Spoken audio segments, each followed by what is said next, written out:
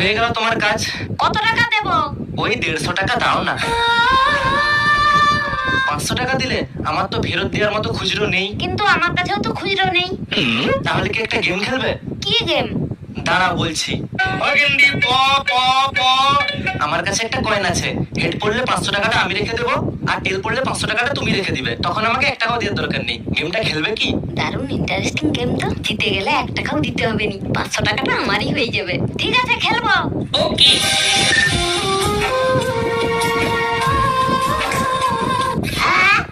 Head পড়ে গেছে, 500 টাকাটা আমার হয়ে গেল। रुको जरा। দূর, আমার লস হয়ে গেল।